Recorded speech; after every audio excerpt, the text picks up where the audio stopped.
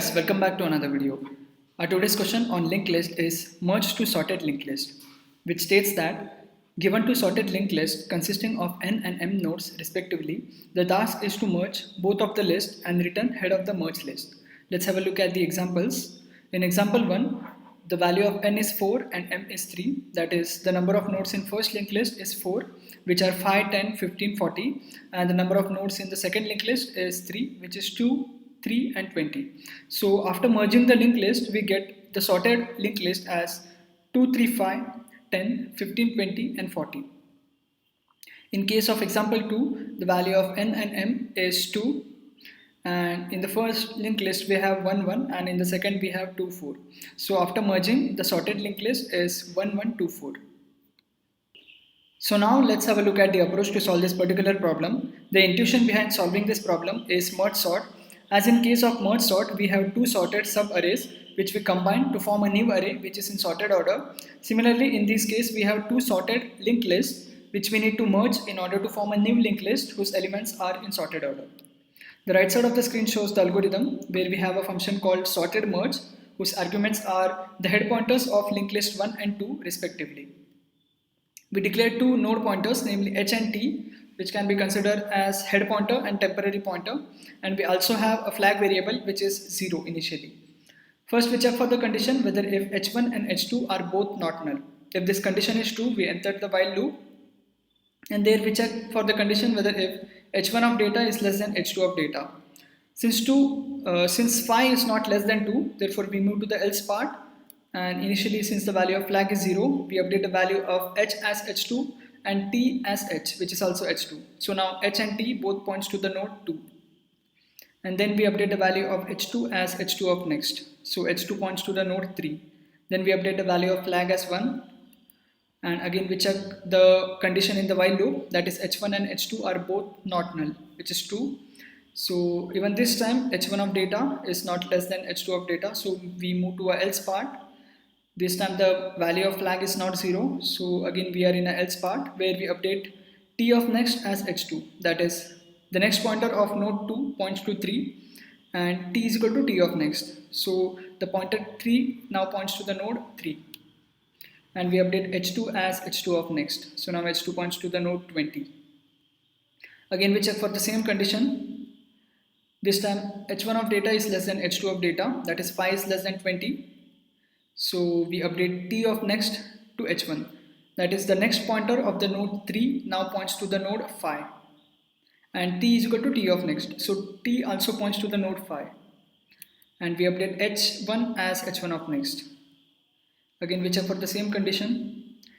Even this time the value of h1 is less than h2, so again we point t of next to h1, that is the next pointer of the node phi points to 10, which is already pointed to 10, and we update t as t of next, so now t points to the node 10, and again update the value of h1 as h1 of next. Again we check for the same condition. Even this time the value of h1 or the data pointed to h1 is less than the data pointed by h2, so we go to the same else part where we update t of next as h1 and update t as t of next. So t now points to 15, and we update h1. So now again we check for the same condition. The if part is false, so we come to a else part, and here we update t of next as h2, that is the next pointer of the node 15 now points to 20, and t is updated as t of next, so t also points to 20, and we update h2 as h2 of next, so h2 points to null, due to which this condition is false now. So we exit the while loop and we check for another while loop where h1 is not equal to null, which is true, so we update t of next as h1, that is the next pointer of the node 20 now points to 40, and t is equal to t of next, that is t also points to node 40, and we update h1 as h1 of next.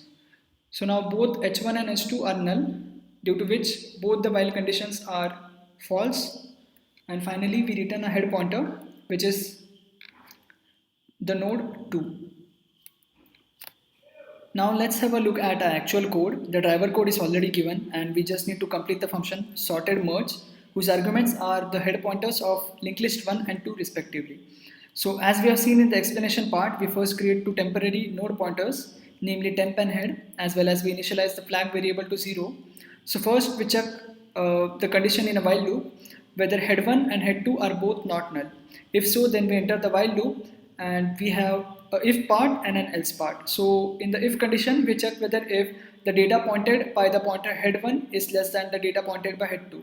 If so, then we execute the code in the if part, else we execute the code in the else part. So in both the parts, we have an if condition and an else part. So in the if condition, we first check whether if flag is equal to 0.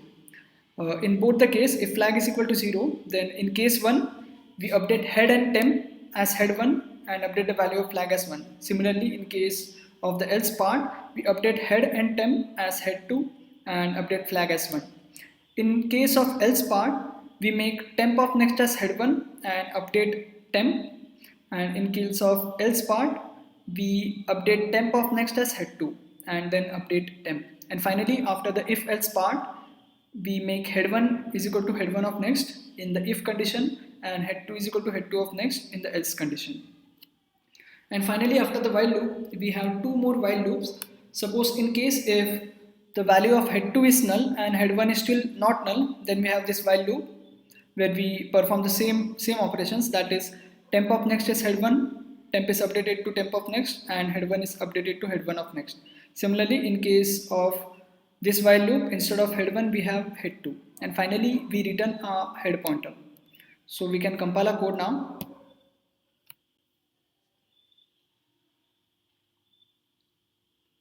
Since the code is compiled successfully, we can submit.